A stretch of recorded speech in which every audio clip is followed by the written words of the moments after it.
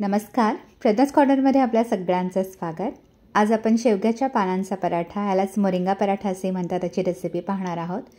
खूप छान पौष्टिक आणि बहुगुणी असा हा पराठा आहे. आयर्न, कॅल्शियम, फायबरने भरपूर असा हा पराठा आहे. हे बघा, इथे मी बनवून घेतलेत. खूप छान खुसखुशीत होतात हे पराठे, चवीलाही अतिशय छान लागतात.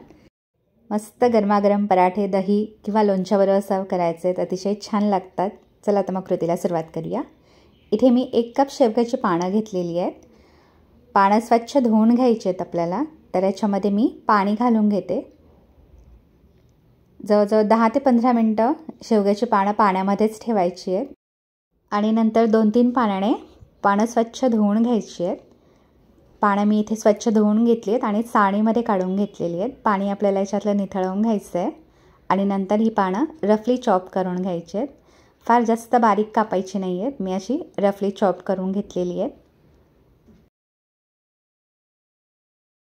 हे बघा, सगळी पानं मी इथे कापून घेतलेली आहेत. आता एक मिक्सिंग बाउल घ्यायचा आहे, त्याच्यामध्ये ही पानं घालून घ्यायची आहेत. पाव कप फ्रेश कापलेली कोथिंबीर घालायची आहे.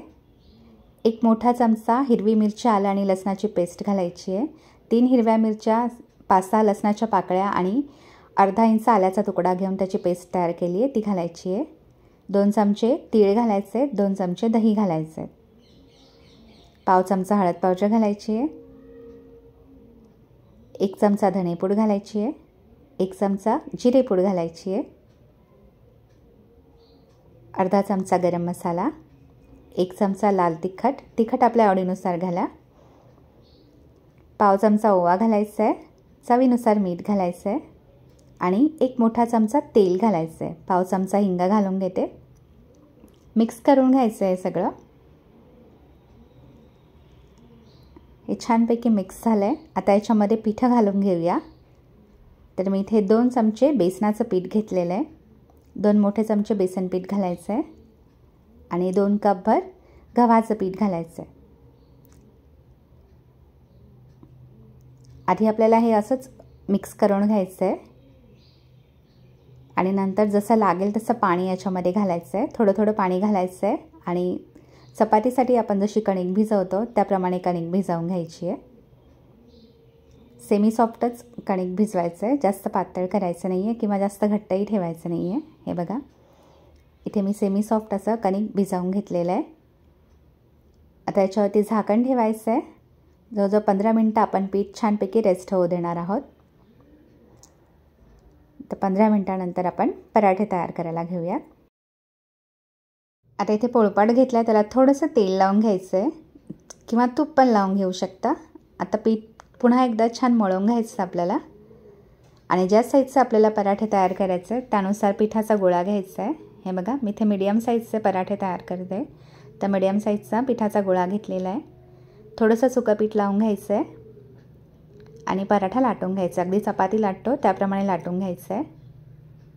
अशा पद्धतीने आपण पराठे लाटून घेऊ शकता. मी पराठे अजून थोडे खुसखुशीत व्हावेत म्हणून याला थोडंसं तेल लावून घेणार आहे. आपल्याला हवं असेल तर तूप पण लावून घेऊ शकता. थोडंसं सुकं पीठ घालून घ्यायचं याच्यावरती. गव्हाचं सुकं पीठ घातलेलं आहे आणि जे आपण फॅन फोल्ड करतो त्याप्रमाणे फोल्ड करून घ्यायचं आहे. बघा, इथे मी असं फोल्ड करून घेतलेलं आहे. अशा पद्धतीने पराठे बनवले का छान खुसखुशीत होतात आणि मऊसूत राहतात पराठे. आतल्या साईडने असं गोळा करून घ्यायचं आहे आणि खालचं टोक असं खाली दाबून घ्यायचं आहे. वरनं थोडेसे सफेद तीळ घालून घेते मी. हलकंसं प्रेस करायचं आहे म्हणजे तीळ निघत नाहीत, छान चिकटतात पराठ्याला. दोन्ही साईडने लावून घेते आणि सुकं पीठ लावायचं आहे आणि पराठा लाटून घ्यायचं आहे. ह्या पद्धतीने पराठे केल्यावर खूप छान खुसखुशीत होतात पराठे, चवीलाही अजून छान लागतात. आपल्याला हवं असेल तर पराठे सगळे एकदम लाटून ठेवू शकता, चिकटत नाही आहे एकमेकांना. त्यामुळे मी इथे सगळे पराठे लाटून घेते. बघा, इथे मी पराठा लाटून घेतला आहे. बाकीचे पराठे पण याच पद्धतीने लाटून घेते. आता तवा गरम करायचा आहे. तव्याला थोडंसं तेल किंवा तूप लावून घ्यायचं आहे. मी इथे तेल लावून घेतलेलं आहे. आता याच्यावरती पराठा घालून घ्यायचं आहे आणि दोन्ही साईडने छानपैकी भाजून घ्यायचं आहे. हे बघा, एका साईडने थोडासा भाजला का पलटी करून घ्यायचं आहे आता मी पराठ्यांना बटर लावून घेते इथे. बटरने टेस्ट अजून छान लागते पराठ्यांची. आपल्याला हवं असेल तर थोडंसं तूप किंवा तेल लावून घेऊ शकता. मी इथे बटर लावून घेतले. दोन्ही साईडने पराठा छान खरपूस असा भाजून घ्यायचा आहे. खूप छान हेल्दी आणि टेस्टी अशी रेसिपी आहे. मुलांना कळतही नाही की याच्यामध्ये आपण शेवग्याची पानं घातलीत. अगदी मेथीच्या पराठ्यासारखे हे पराठे होतात.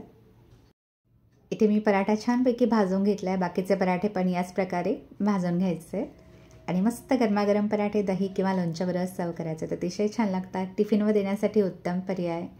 आयर्न, कॅल्शियम आणि फायबरने भरपूर असा हा पराठा आहे. त्यामुळे नक्की हा हेल्दी पराठा बनवून पहा आणि कमेंट बॉक्समध्ये मला आपले रिप्लाय नक्की कळवा. इथे मी सगळे पराठे याचप्रमाणे भाजून घेतलेले आहेत. हे बघा, जवळजवळ 7 ते 8 पराठे होतात या साईजचे. चवीलाही अतिशय छान लागतात आणि छान सॉफ्ट होतात हे पराठे. त्यामुळे टिफिनवर आपण देऊ शकतो. दिवसभर छान सॉफ्ट राहतात हे पराठे. हे बघा, एकदम छान खुसखुशीत झालेले आहेत. तर नक्की या पद्धतीने पराठे बनवून पहा आणि मला कमेंट बॉक्समध्ये आपले रिप्लाय नक्की कळवा. मस्त गरमागरम पराठे दही किंवा लोणच्याबरोबर सर्व करायचे आहेत. अतिशय छान लागतात. याचप्रमाणे मी अजूनही पराठ्यांची रेसिपी चॅनलवरती अपलोड केलेली आहे. त्याची लिंक खाली डिस्क्रिप्शन बॉक्समध्ये देते. तिथे आपण चेक करू शकता. तर नक्की या पद्धतीने हा हेल्दी आणि टेस्टी पराठा बनवून पहा आणि मला कमेंट बॉक्समध्ये आपले रिप्लाय नक्की कळवा. आणि माझा व्हिडिओ आपल्याला आवडला तर चॅनलला लाईक, शेअर आणि सबस्क्राईब करा. जास्तीत जास्त हा व्हिडिओ आपल्या फ्रेंड्स आणि फॅमिलीसोबत शेअर करा. हा व्हिडिओ पाहिल्याबद्दल आपल्या सगळ्यांचे खूप खूप धन्यवाद. पुन्हा भेटूया अशाच एका नवीन व्हिडिओमध्ये.